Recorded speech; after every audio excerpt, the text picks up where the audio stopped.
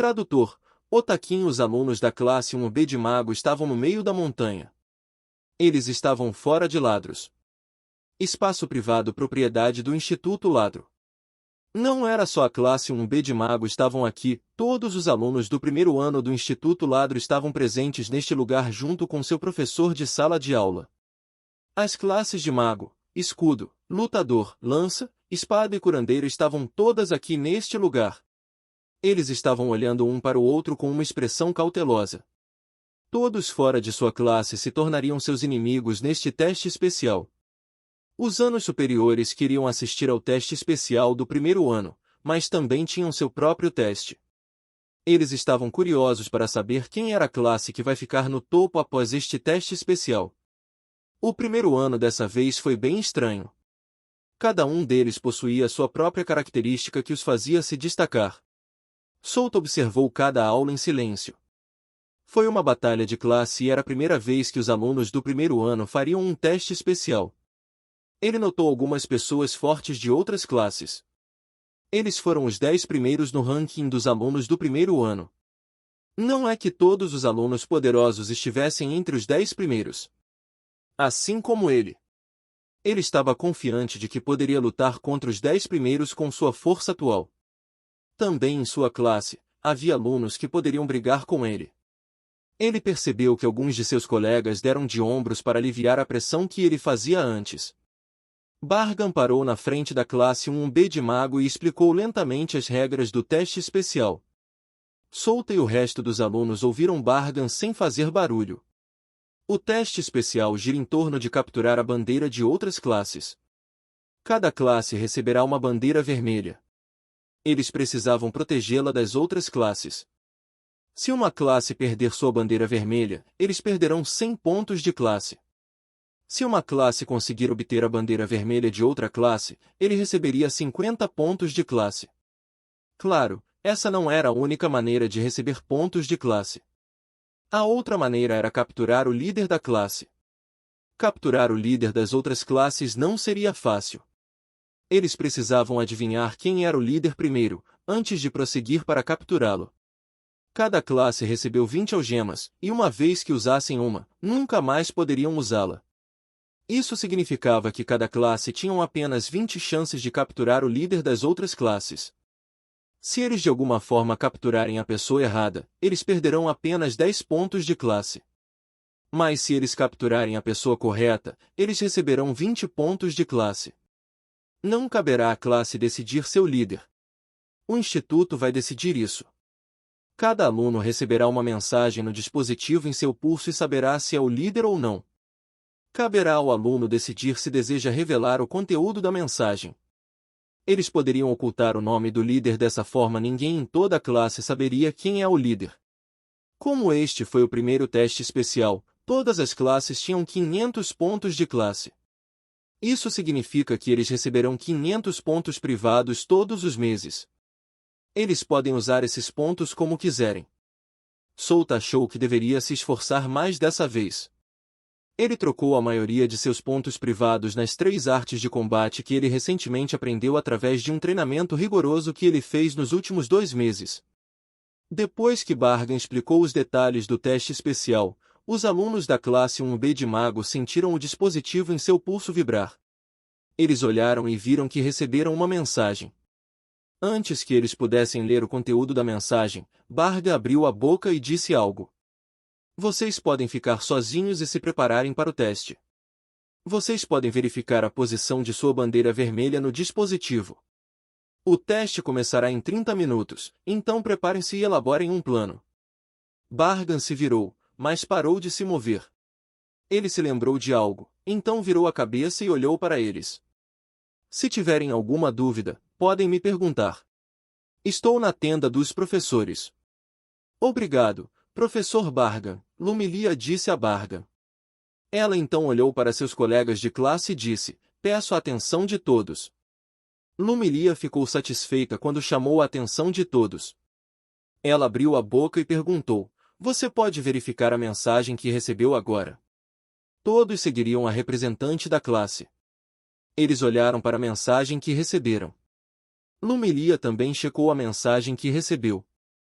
Ela descobriu que não era líder desta vez. Ela de alguma forma sentiu seu fardo aliviado. Ela não sabia se ela poderia se proteger de outras classes se ela fosse a líder. Mas no fundo de seu coração, ela ainda queria se tornar a líder. Ela queria fazer tudo por esta classe. Souta olhou para a mensagem que recebeu e descobriu que não era o líder. Ele realmente queria ser um líder e deixar que todas as classes soubessem disso, para que se tornasse o alvo. Ele queria testar sua força recém-adquirida desta vez.